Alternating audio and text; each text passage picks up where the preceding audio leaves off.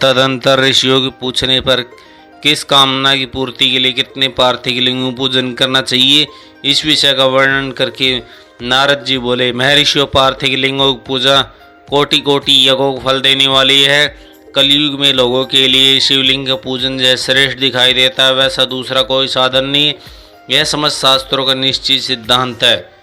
शिवलिंग भोग और मोक्ष देने वाला है। लिंग तीन प्रकार कहे गए, उत्तम, मध्यम और अधम।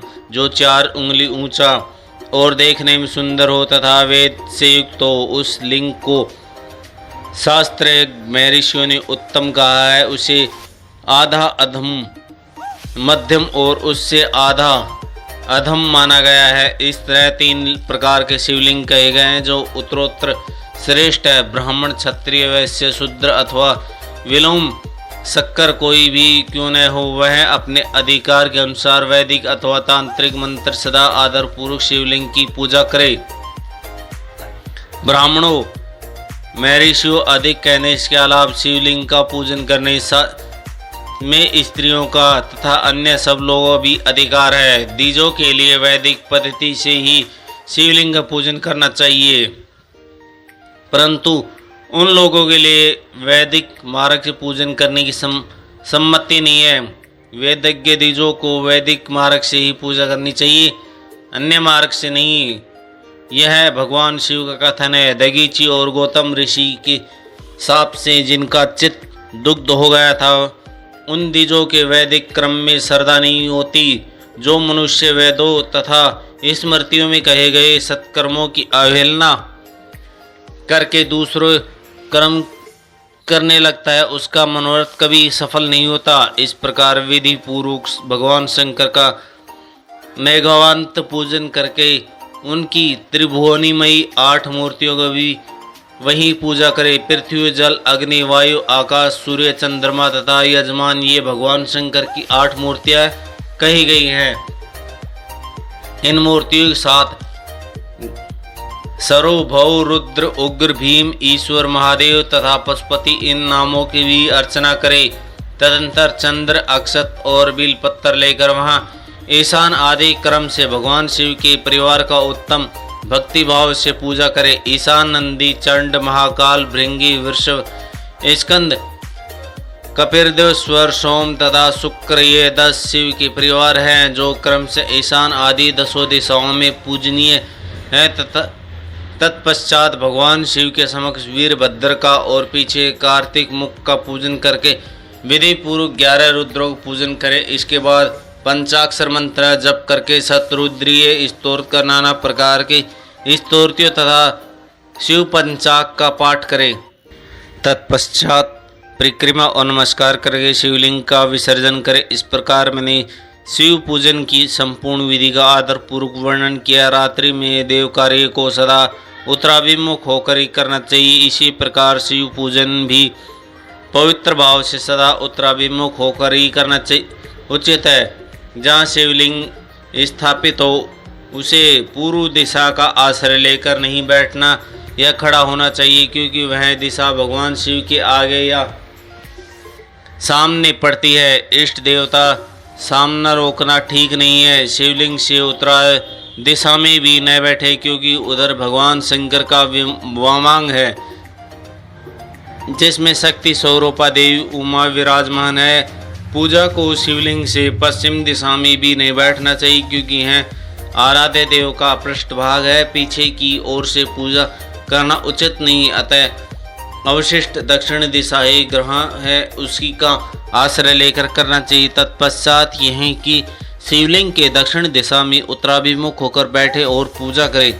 विद्वान पुरुषों को चाहिए कि वह भस्म का त्रिपुंड लगाकर, रुद्र की माला लेकर तथा बेलपत्र का संग्रह करके ही भगवान शंकर की पूजा करें। इसके बिना नहीं। मुनीश्वरों, शिव पूजन आरंभ करके हमें यदि भस्म न मिले तो मिट्टी सी लाट में त्रिपुंड अवश्य कर लेना चाहिए। ऋषि बोले, नारद जी, हमने पहले ही हैं बात सुन रखी है। भगवान शिव का नैगव नहीं ग्रहण करना चाहिए। इस विषय में शास्त्र का निर्णय क्या है, यह बताइए। साथ ही बेलपत्र का महामत्य प्रकट कीजिए। नारद जी ने कहा, मुनियों, आप शिव संबंधी व्रत का पालन करने वाले हैं, अतः आप सबको सतत धन्यवाद है। मैं प्रसन्नता पूर्वक सब कुछ बताता हूँ, आप सावधान होकर सुने। जो भगवान शिव का भक्त है, बाहर भीतर से पवित्र और शुद्ध है, उत्तम व्रत का पालन करने वाला तथा दृढ़ निश्चय युक्त है, वह शिव नैघव का अवश्य भक्षण करे। भगवान शिव नैघव्य आग्रह है, इस भावना को मन से निकाल दें। शिव के नैघव को देख लेने मात्र से भी सारे पाप दूर भाग जाते। उसको खा लेने पर तो करोड़ों पुण्य अपने भीतर आ जाते हैं। आए हुए शिव नैघव का सिर झुकाकर प्रसन्नता पूर्वक साथ ग्रहण करें और प्रयत्न करके शिव स्मरण पूर्वक उसका भक्षण करें। आए हुए शिव नैघव का जो यह कहकर कि मैं इसे दूसरे समय में ग्रहण करूँगा लेने में विलंब कर देता है, वह मनुष्य निश्चित ही पाप बन जाता है। जिसने शिव की दीक्षा ली हो, उस शिव भक्त के लिए यह शिव नैघव्य अवश्य भक्षणीय है। ऐसा कहा जाता है कि शिव दीक्षा से युक्त शिव भक्त पुरुष के लिए सभी शिवालयों से नैघव शुभ एवं महाप्रसाद है, अतः वह उसका अवश्य भक्षण करें। परंतु जो अन्य देवताओं की दीक्षा युक्त है और शिव भक्ति में भी मन को लगाए हुए हैं, उनके लिए शिव नैघव भक्षण विषय में क्या निर्णय है, इसे आप लोग प्रेम पूर्वक सुनो। ब्राह्मणों, जहाँ से शालिग्राम शिला की उत्पत्ति होती है, वहाँ के उत्पन्न लिंग के रस, पादलिंग में पाषाण, रजत तथा स्वर्ण से निर्मित लिंग में देवताओं तथा सिद्धों द्वारा प्रतिष्ठित लिंग में केसर, निर्मित लिंग में स्फुटिक लिंग में रतन, निर्मित लिंग में तथा समस्त ज्योतिर्लिंगों में विराजमान भगवान शिव के नैघव का भक्षण चंद्रयान व्रत के समान पुण्यजनक है। ब्रह्म हत्या करने वाला पुरुष भी यदि पवित्र होकर शिव निर्मल्या का भक्षण करके उसे सिर पर धारण करे तो उसका सारा पाप शीघ्र ही नष्ट हो जाता है। पर जहाँ चंडा का अधिकार है, वहाँ जो शिव निर्मल्या हो उसे धारण मनुष्यों को नहीं खाना चाहिए। जहाँ चंडा का अधिकार नहीं है, वहाँ के शिव निर्मल्या का सभी भक्ति पूर्वक भोजन करना चाहिए। बाणलिंग, नर्मदेश्वर, लोह निर्मित स्वर्ण आदि धातुमय लिंग, सिद्धलिंग, जिन लिंगों की उपासना से किसी ने सिद्ध प्राप्त की है अथवा जो सिद्धों द्वारा स्थापित वे लिंग हैं। स्वयंभू लिंग, इन सब लिंगों में तथा शिव की प्रतिमाओं मूर्तियों में चंड का अधिकार नहीं है। जो मनुष्य शिवलिंगों का विधि पूर्वक स्नान कराकर उस स्नान के जल का 3 बार आचमन करता है, उसके कायिक, वाचिक और मानसिक तीनों प्रकार के पाप यहाँ शीघ्र नष्ट हो जाते हैं। जो शिव नैघव, पत्र, पुष्प, फल और जल आग्रह वह सब शालिग्राम शिला के स्पर्श से पवित्र ग्रहण के योग्य हो जाता है। मुनीश्वरों, शिवलिंग के ऊपर चढ़ा हुआ जो द्रव्य है वह आग्रह है। जो वस्तु शिवलिंग के स्पर्श से रहित है अथवा जो वस्तु अलग रखकर शिवजी को निवेदित किया जाता है, लिंग के ऊपर चढ़ा हुआ जाता नहीं है, उसे अत्यंत पवित्र जानना चाहिए। मुनीश्वर, इस प्रकार नैघव के विषय में शास्त्र का निर्णय बताया गया है, अतः तुम लोग सावधान होकर आदरपूर्व बिलपत्र का महात्म्य सुनो। यह बिलपत्र महादेव का ही स्वरूप है, देवताओं ने भी इसकी स्तुति की है। फिर जिस किसी तरह से इसकी महिमा कैसे जानी जा सकती है।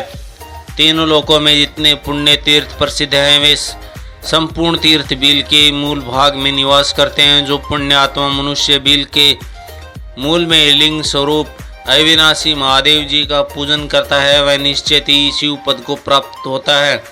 जो बील की जड़ के पास जल से अपने मस्तक को सींचता है वह संपूर्ण तीर्थों में स्नान फल पा लेता है। वहीं इस भूतल पर पावन माना जाता है। इस बील की जड़ के उत्तम थाल को जल से भरा हुआ देखकर महादेव जी पूर्णतया संतुष्ट होता है। जो मनुष्य गंध, पुष्प आदि से बेलपत्र के मूल भाग का पूजन करता है वह शिवलिंग को पाता है और इस लोक में भी उसकी सुख की संतृप्ति बढ़ती है। जो बेल की जड़ के समीप आदर पूर्वक दीपावली जलाकर रखता है यह तत्व ज्ञान से संपन्न हो भगवान माहेश्वर में मिल जाता है। जो बील की शाखा थाम कर हाथ से उसके नए नए बेल उतारता है और उससे उस बेल की पूजा करता है, वह सब पापों से मुक्त हो जाता है। जो बेल की जड़ में समीप भगवान शिव के अनुराग रखने वाला एक भक्त को संपूर्ण पूर्वक भोजन कराता है, उसे कोटि गुणा पुण्य प्राप्त होता है। जो बेल की जड़ के पास शिव भक्त को खीर और दूध से युक्त अन्न देता है, वह कभी दरिद्रता नहीं होता। ब्राह्मणों, इस प्रकार मैंने सांगोपांग शिवलिंग का पूजन का वर्णन किया है। जो वर्ती मार्गी और निवर्ती मृगी पूजन को भेद से दो प्रकार होता है। वृत्ति मृगी लोगों के लिए पीठ पूजा इस भूतल पर संपूर्ण अभीष्ट वस्तुओं को देने वाली होती है। प्रवर्ती पुरुष सुपात्र गुरु आदि के द्वारा ही सारी पूजा संपन्न करें और अभिषेक के अंत में अग्रही के चावल से बना हुआ नेघव निवेदन करें। पूजा के अंत में शिवलिंग को शुद्ध स्फुटिक विराजमान करके घर के भीतर कहीं अलग रख दें। निवृत्ति मृगी उपासक कोट के लिए हाथ पर ही शिवलिंग का विधान है। उन्हें भिक्षा आदि के प्राप्त हो अपने भोजन को वे नेघव के रूप निवेदन कर देने चाहिए। निवृत्ति पुरुषों के लिए सूक्ष्म ही श्रेष्ठ बनाया जाता है। वे विभूषित से पूजन करें और विभूति को ही नेघव के रूप निवेदन भी करें। पूजा के लिए लिंग को सदा अपने मस्तक पर धारण करें।